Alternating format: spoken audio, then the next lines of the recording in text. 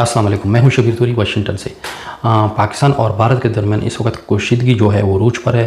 Line of control پر آج تیسرے دن بھی فائرنگ کا سلسلہ جاری ہے۔ اس کے علاوہ ایران میں ایک دھماکہ ہوا ہے جس کے حوالے سے میں آپ کو اپڈیٹ کروں گا کہ اس دھماکے کا مقصد کیا تھا، کون سے کیمیکل کو نشانہ بنایا گیا ہے۔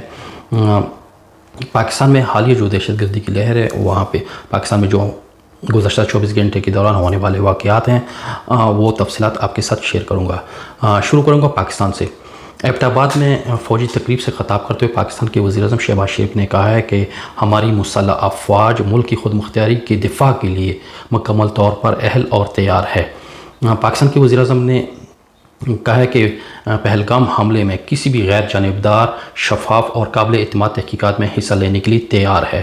پاکستان کے وزیر اعظم نے ایک واضح میسج دے دیا ہے کہ ہم مذاکرات کے لیے تیار ہیں، آپ ہمیں ٹھوس شواہد دیں، ٹھوس ثبوت دیں تاکہ اس کی تحقیقات شروع کی جا سکیں۔ پاکستان کی طرف سے ایک اہم پیش رفت ہے، دیکھتے ہیں کہ بھارت کی طرف سے اس کا جواب کیا ملتا ہے۔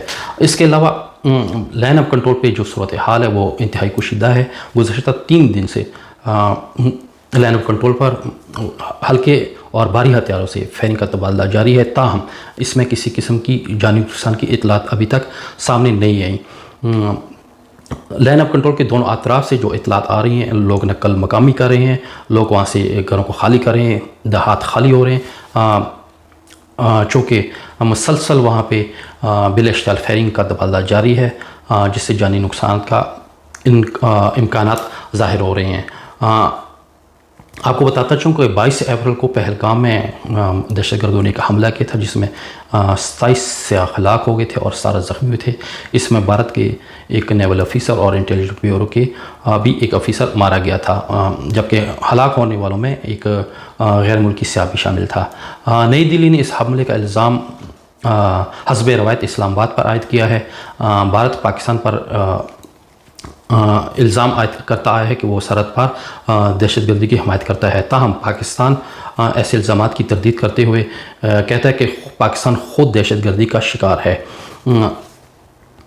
اس کے علاوہ کشمیر میں جو بھارتی کشمیر ہے وہاں کی پولیس نے 2 پاکستانی شہریوں کو اس پہلگام حملے میں نامزد کیا ہے۔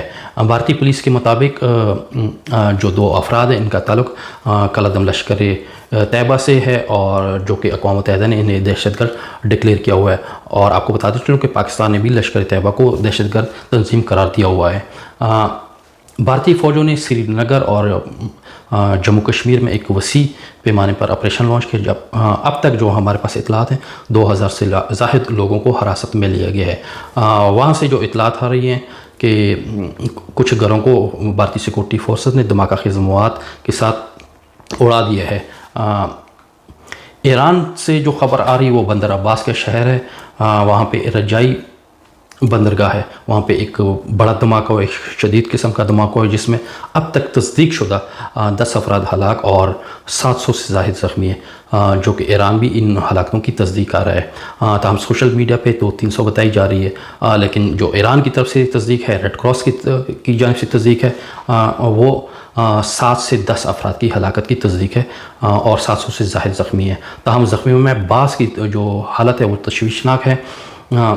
اطلاعات آ رہی ہیں کہ بندرگاہ پر موجود ایک ایسا کیمیکل کھیپ وہاں پہ موجود تھا جو ایران کی میزائل ہے اسے بنانے میں استعمال ہونا تھا، چونکہ یہ کیمیکل ایران کی جو میزائل ہے سٹاکس اس کے لیے استعمال کیا جانا تھا، جس میں غزہ جنگ کے دوران تہران کی جانب سے اسرائیل پر براہ راست حملوں کے بعد کمی آئی تھی۔ اس کا ایک سٹاک آیا تھا کچھ دن قبل، تاہم جو ایران ہے اس کے بارے میں کوئی تفصیلات بتانے سے گریزاں ہے، تاہم ایران کی جو وزارت داخلہ ہے اس نے اس دھماکے کی تحقیقات شروع کر دی ہیں۔ یہ جو کیمیکل ہے اس کیمیکل کو میزائل کی ایندھن کے طور پہ استعمال کیا جاتا ہے۔ یہ ایک بڑی پیش رفت ہے اور ہو سکتا ہے کہ اس میں ممکنہ طور پر اسرائیل ملوث ہو۔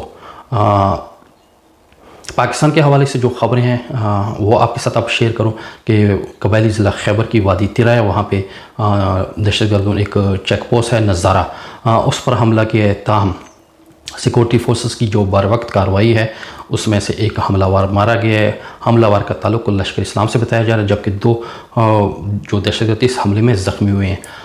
ज़िला टांग का इलाका गुल इमाम है, वहाँ पे दहशतगर्दों ने सिक्योरिटी फोर्सेस के 2 एहलकारों को अगवा कर लिया है। अगवा होने वाले एहलकारों की जो शनाख्त ज़ाहिर की गई है सिक्योरिटी फोर्सेस की जानिब से, उसमें सलेमान और समीउल हक के नाम से हुई है। पुलिस ज़राए बता रहे हैं कि सिक्योरिटी फोर्सेस ने पुलिस के साथ मिलकर मुल्क की बाजियाबी के लिए इलाके में वसी ऑपरेशन शुरू कर दिए है। शमाली वज़ीरिस्तान में पाक अफ़गान सरहद ग़ुलाम ख़ान पर दहशतगर्दी का एक हमला नाकाम बना दिया गया है। सिक्योरिटी फोर्सेस के जवाबी फोर्सेस से 2 दहशतगर्द मारे गए, जिनके कब्ज़े से गोला बारूद बरामद कर लिए गए। वहाँ से जो ज़राए मुझे बता रहे हैं, इस हमले में एक सिक्योरिटी फोर्सेस का एहलकार हलाक और 2 ज़ख्मी भी हुए हैं। शमाली वज़ीरिस्तान से एक साबिक़ कांस्टेबल को तहसील शिवा से रात के वक्त अगवा कर लिया गया था, जिसकी लाश आज सुबह मकामी गाँव है मुलाखेल वहाँ से बरामद हुई है। करक की तहसील है तख्त नसराती, वहाँ पे दहशतगर्दों ने पुलिस पर फायरिंग किया था। ये हमला नाकाम हुआ, जिसमें एक दहशतगर्द मारा गया है। इसके अलावा एक ख़बर आ रही है कि बनू में रवां साल के दौरान तकरीबन 30 दहशतगर्द हमले हुए हैं।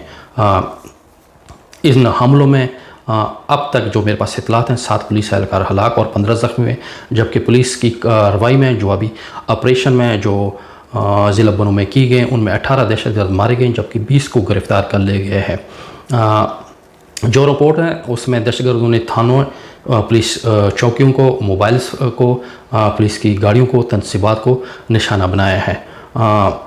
रवामा जो हमले हुए उसमें अप्रैल में पुलिस की तनसीबात पर 9 हमले रिकॉर्ड किए गए हैं।